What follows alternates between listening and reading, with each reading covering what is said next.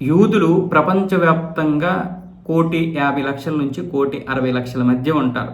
వీళ్ళందరినీ లెక్కేస్తే ప్రపంచ జనాభాలో 0.2% మాత్రమే ఉన్నారన్నమాట. అంత తక్కువ జనాభా అయినా సరే వీళ్ళు నోబెల్ శాంతి బహుమతుల్ని 22% గెలుచుకున్నారు. ఐన్స్టీన్ లాంటి వారు, జుకర్బర్గ్ లాంటి వారు, వీళ్ళందరూ కూడా యూదులకు చెందినటువంటి వారే.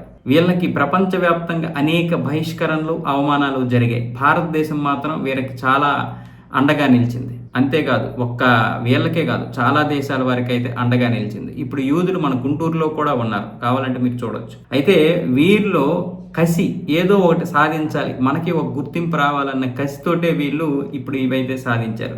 ఫిజిక్స్, కెమిస్ట్రీ, ఎకనామిక్స్, మెడిసిన్, ఇలా అన్ని రంగాల్లో కూడా వీరైతే నోబెల్ శాంతి బహుమతులు అయితే గెలుచుకున్నారు. వీరిలో ఎక్కువ గెలుచుకున్నటువంటి వారు Einstein, Oppenheimer, mark Zuckerberg, Sam Altman, Steven Spielberg ఈ మతానికి చెందిన వారే. అంటే యూదుల మతంలో విద్యకి ఎక్కువ ప్రాధాన్యత ఉంటుంది.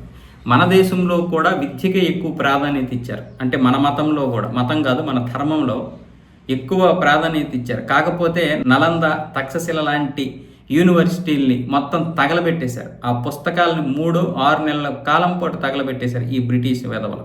కాబట్టి మనకి విద్య చాలా దూరం అయిపోయింది. లేకపోతే మన దేవాలయాల్లో కూడా విద్య ఉండేది, మన గుడుల్లో విద్య ఉండేది. కమ్యూనిస్టులు వచ్చి ఎంత చండాలం చేశారంటే పూర్తిగా చరిత్రనే మార్చేశారు.